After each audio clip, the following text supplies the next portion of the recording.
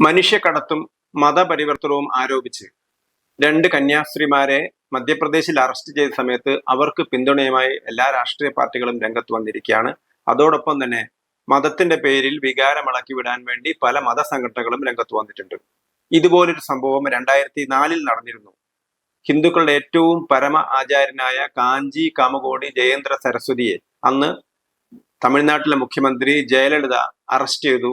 അദ്ദേഹത്തിന്റെ മുകളിൽ കൊലക്കുറ്റമാണ് ആരോപിച്ചിരുന്നത്. അദ്ദേഹത്തിന്റെ ശിഷ്യൻ വിജയേന്ദ്ര സരസ്വതിയെയും അറസ്റ്റ് ചെയ്തു. പിന്നീട് 2 മാസം ജയിലിലിട്ട് അവരെ സുപ്രീം കോടതിയാണ്